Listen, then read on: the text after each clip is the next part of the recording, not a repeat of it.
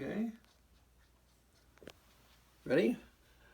Well, now what we got here is a different thing than implicit differentiation. We got here, using the quotient rule, that dy dx equals minus 3 e to the x over e to the x minus 1 squared. Notice this one has a y in it, this doesn't. Now you might think that those are two different solutions. Well, variable-wise they are, but let's test with some numbers and see if we get the same answer. Okay? This way, some of you who might be bothered, let's test some numbers. I don't know if I did this with you, but we took this, y e to the x minus 1. Here we use the quotient rule. So this is method 2. We're using the quotient rule.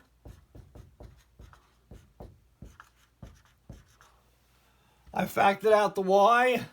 I brought this over here, and this is what I'm going to differentiate. Notice I could separate the x and the y. I differentiate using the quotient rule. V du dx minus u dv dx over v squared. V is e to the x minus 1. U is 3. I get ex minus 1, the derivative of 3, minus 3, the derivative of ex minus 1, over ex minus 1 squared.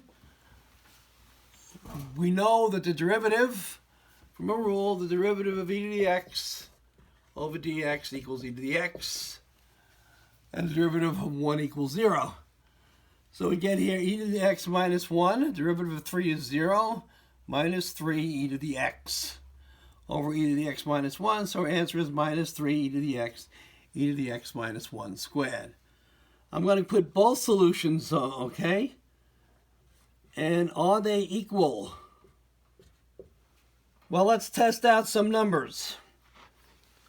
Okay? Let's test out some numbers. First of all, I'm going to write down also the original problem, which was y e to the x. I know there's a lot of stuff here.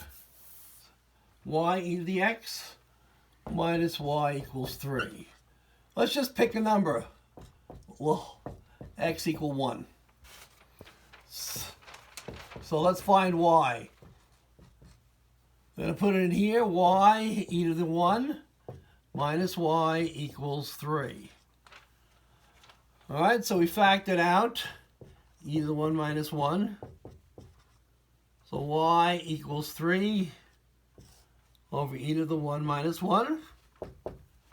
E to the 1, if you look it up, is 2.7 backed.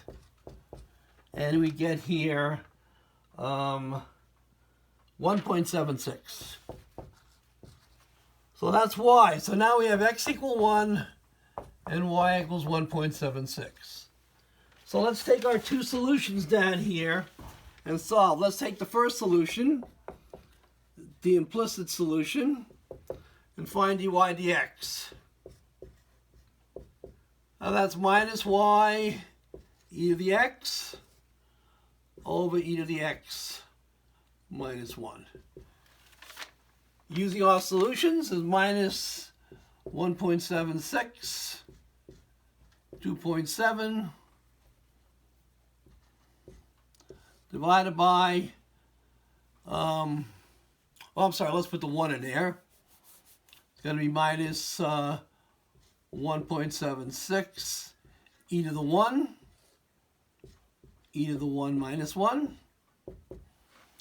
That's going to be minus 1.76, 2.7 over 2.7 minus 1.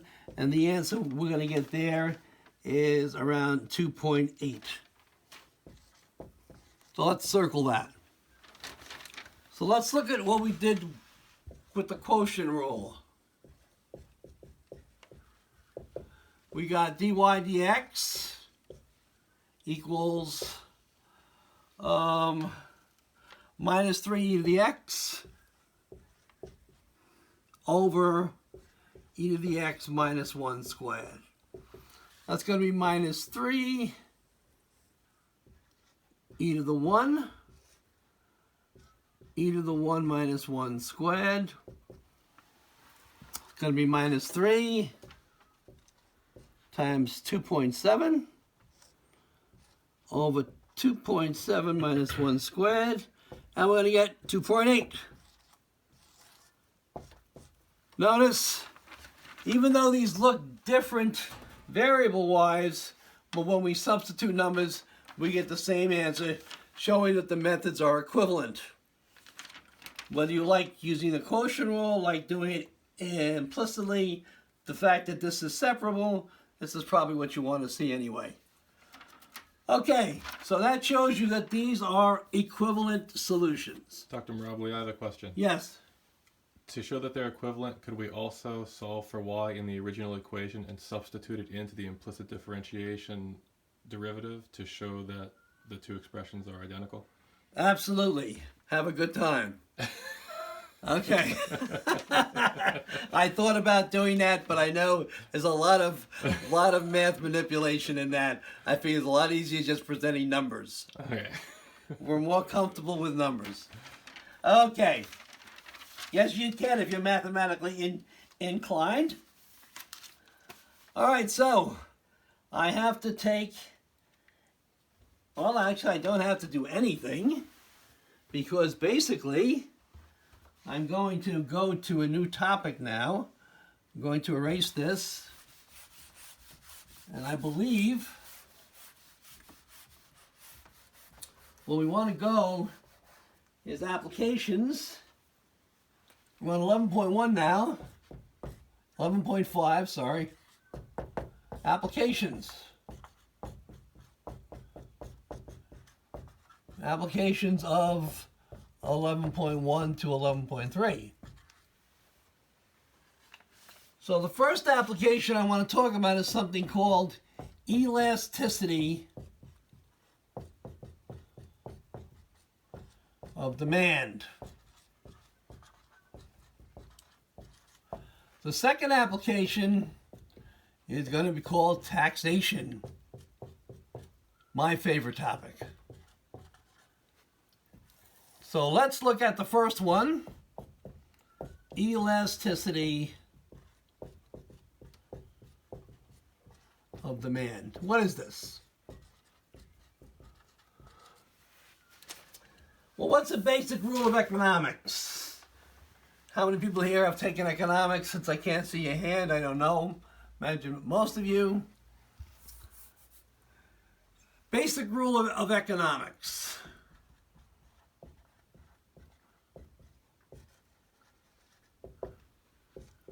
As we increase price, what happens to demand? Well, when things become more expensive, demand will decrease. That's a basic rule, but... Oh, I'm sorry, that's not the but that I wanted. Okay. But, little joke there. Tells you what I think of economists, I think. Especially Keynesian economics. Me being a Milton Friedman follower.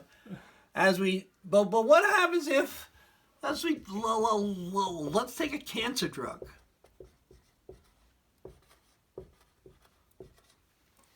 Do you think if I increase the price of cancer drugs, the people who are dying are not going to pay for it? Or the insurance company? Not really. Right? As I increase the price, what happens to demand?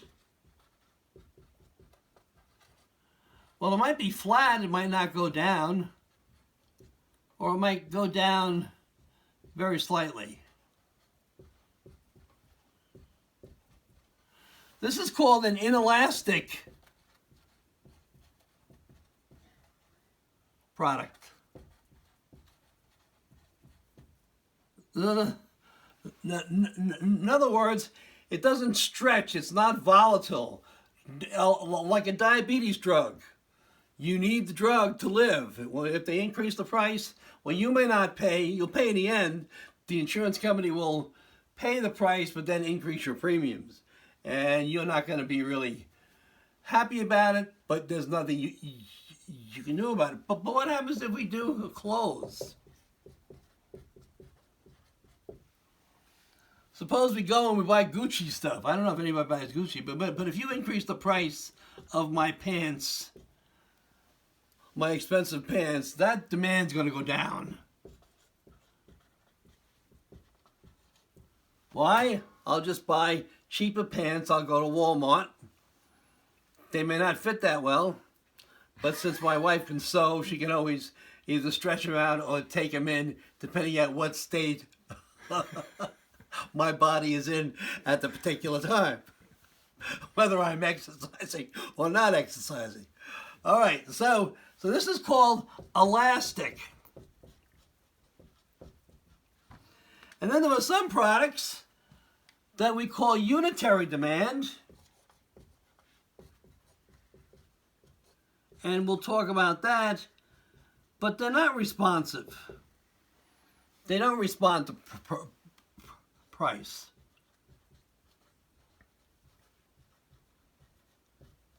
Well, they do respond to price, but they respond equally. I'm sorry. There's an equal response to price.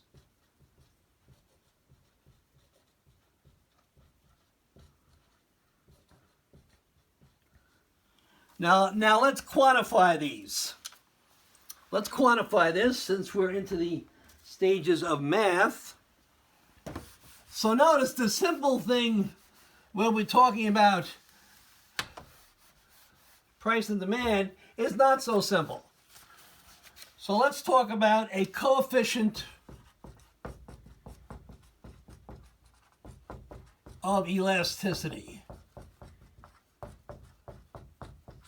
Now this is usually put as N, but I can't write that, so I'm going to write it as N. And this is going to be minus P over Q dQ. How much time do we have left? 1 minute. Okay. Actually, 2 minutes, I'm sorry. Where, let's see what Q is. Q is the number of units demanded, if you want. And P is the price per unit.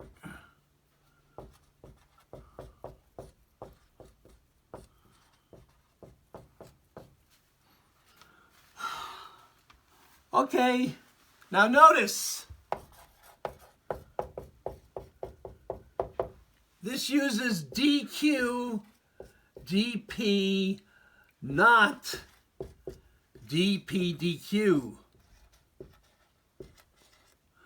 Be careful of that. That's the most common mistake made when applying this coefficient of elasticity equation. I'm going to call this equation 1. Okay, we have to leave now for a few seconds. Our 15 minutes are up, and we'll be back to finish up this class.